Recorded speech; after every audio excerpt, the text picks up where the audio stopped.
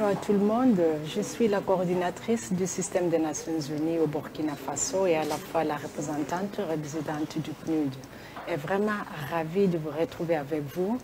Alors, à quel moment peut-on dire qu'un pays est émergent? Moi, je crois que d'abord, il faut savoir que l'émergence, c'est une dynamique. En ce qui concerne les moments, moi, il y a deux moments forts. Le premier moment, c'est au niveau interne, au moment où chaque citoyen se sent concerné par le développement d'un pays. Là où le citoyen voit en la qualité de sa vie, voit dans aussi l'activité économique, où on sent que nos institutions sont là pour appuyer le bon fonctionnement de nos gouvernements, pour appuyer le bien-être de tous. Là, c'est l'un des moments.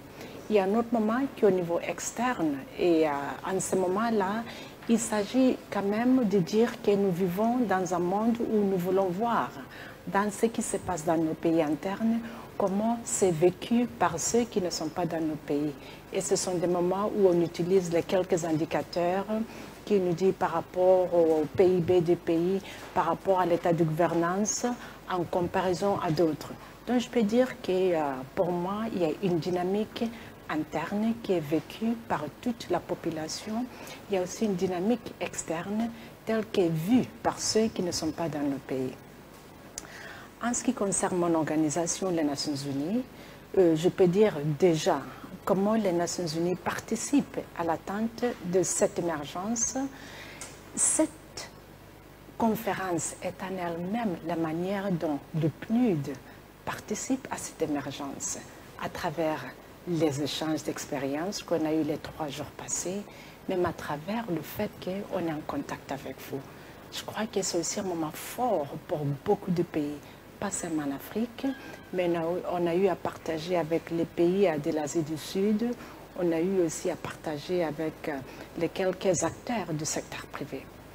L'autre rôle, ce qu'on joue, c'est qu'au niveau des pays même, par exemple, en ce qui me concerne, le Burkina Faso, nous appuyons le Burkina Faso déjà dans la mise en œuvre de son plan national économique et de développement social.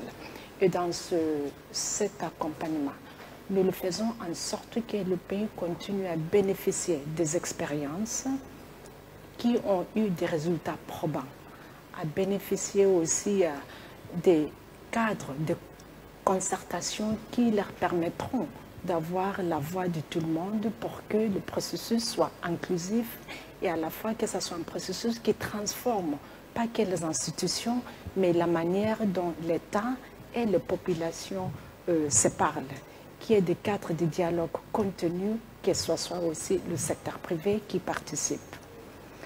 Par rapport aux facteurs qui pourraient entraver l'émergence, j'en vois 3.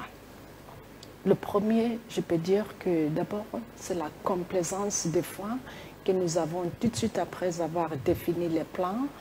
Il ne faut pas du tout qu'il y ait une complaisance quand il faut agir.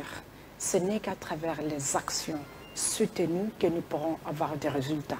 Donc il faut qu'il y ait un moyen d'avoir vraiment des outils qui nous permettent de rester dans l'action contenue.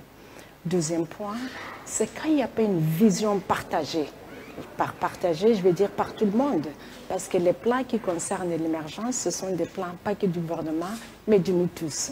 Donc il faut qu'on reste toujours vraiment dans une dynamique où tout le monde se sent concerné par la vision d'un pays.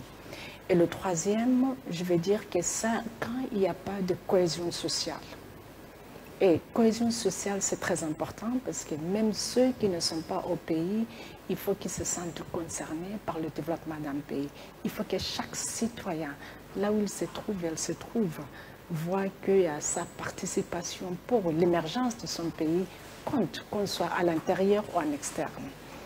Maintenant, je vais dire un dernier mot.